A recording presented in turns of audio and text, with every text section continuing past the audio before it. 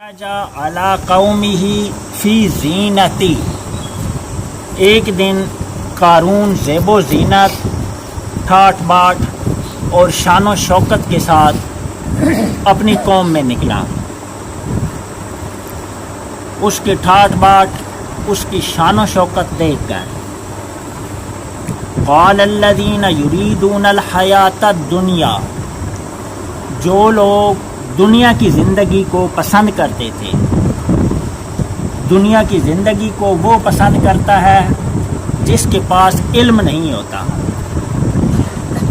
ایک بچہ ہے، وہ پتنگ اڑانے میں اپنی جان تک بعض اوقات دے دیتا ہے، کرکٹ کھیلنے میں یا کسی اور گیم میں، بچوں کو جو گیمیں پسند ہوتی ہیں بچے اپنا تمام اس میں ٹائم وقت اس میں ضائع کر دیتے ہیں۔ لیکن بڑا آدمی، اس کو اگر آپ کہیں کہ تم آج دکان پہ نہ جاؤ، تم آج کام پہ نہ جاؤ، آج اس بچے کے ساتھ پتنگ اڑاؤ، آج یہاں کرکٹ کھیلو، ہاکی کھیلو، بنٹے کھیلو، گلی ڈنڈا کھیلو، کوئی گیم کھیلو، تو وہ بڑا آدمی مذاق اڑائے گا یہ بات کرنے والے کا کہ تمہیں عقل نہیں ہے، تمہارا دماغ کام نہیں کرتا، تم بے وقوف ہو، میں اپنا کام چھوڑ دوں ان گیموں کے پیچھے، ان کھیلوں کے پیچھے۔ یاد رکھیں کہ قرآن پاک میں اللہ تعالیٰ نے پوری دنیا کو کھیل قرار دیا ہے، کھیل کود، وما ھذی الحیاۃ الدنیا الا لعب و لہو، دنیا کو کھیل کود اللہ تعالیٰ نے قرار دیا ہے، پوری دنیا کچھ بھی نہیں ہے مگر کھیل۔ تو جو لوگ دنیا کی زندگی کو چاہتے تھے، اس کھیل تماشا کے شوقین تھے، انہوں نے جب قارون کی دولت اور اس کی شان و شوکت دیکھی، قال الذین یریدون الحیاۃ الدنیا یا لیت لنا مثل ما اوتی قارون، وہ کہنے لگے کاش کہ ہم بھی قارون کی طرح ہوتے ہیں، ہمارے پاس بھی ایسی دولت ہوتی، ہمارے پاس بھی ایسی شان و شوکت ہوتی۔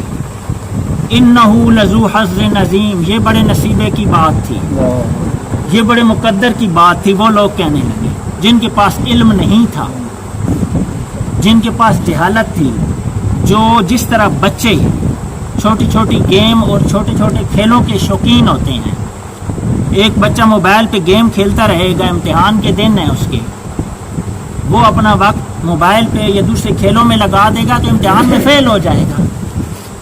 جس بچے کو اس بات کا علم ہے کہ اگر میں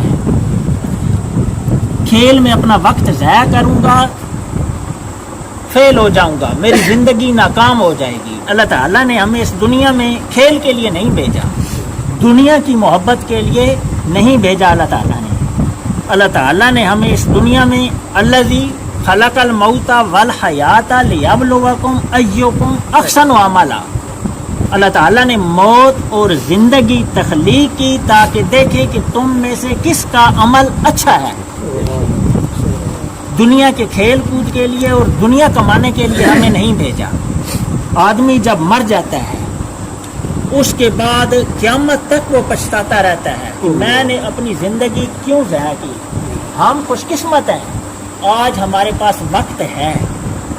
ہم میں سے اصل خوش قسمت وہ ہے جو اس وقت کو اللہ کی راہ میں لگائے گا، اللہ کے ذکر میں لگائے گا۔ اللہ نے سب سے زیادہ اپنی عبادت اور اپنی ذکر کی تعلیم دی اور ذکر کی اتنی فضیلت بیان کی، فاذکرونی اذکرکم، تم میرا ذکر کرو گے میں تمہارا ذکر کروں گا۔ اور ذکر اور عبادت کے ذریعے انسان جب ذکر اور عبادت کی انتہا پر پہنچتا ہے تو اس کو وہ انعام دیتا ہے جس کا انسان سوچ بھی نہیں سکتا۔ اللہ تعالیٰ کہتا ہے کہ بندہ نوافل کے ذریعے اور عبادت کے ذریعے میرا قرب حاصل کرتا ہے، حتیٰ کہ وہ اس مقام پہ پہنچ جاتا ہے کہ میں اس کا ہاتھ بن جاتا ہوں جس ہاتھ سے وہ پکڑتا ہے، میں اس کا پاؤں بن جاتا ہوں جس پاؤں سے وہ چلتا ہے، میں اس کی آنکھ بن جاتا ہوں جس آنکھ سے وہ دیکھتا ہے۔ اس مقام پہ پہنچ جاتا ہے عبادات کے ذریعے۔ تو یہ دنیا کی جو کھیل کود اور دنیا کی جو کمائیاں ہیں ان میں محو ہو کر، ٹھیک ہے رزق کمانے کا حکم ہے، ہم نے رزق حلال کمانا ہے، لیکن دنیا جس کو کہا گیا ہے، دنیا وہ دنیا ہے جو انسان کو عبادت سے غافل کر دے، اور جس رزق میں اللہ کا حصہ نہ نکالا جائے اور آدمی بالکل ہی پیسے ٹکے کے پیچھے لگ جائے. مولانا جلال الدین رومی رحمۃ اللہ علیہ کا بہت پیارا شعر ہے کہ چیست دنیا از خدا غافل بدن نیک ماشو نکرو فرزند و زن. دنیا کیا ہے؟ اللہ تعالیٰ سے غافل ہو جانا. دنیا اللہ تعالیٰ سے غافل ہو جانا ہے. سونا چاندی بچے بیوی یہ دنیا نہیں ہے. دنیا یہ ہے کہ انسان اللہ سے غافل ہو جائے. قارون زیب و زینت کے ساتھ نکلا.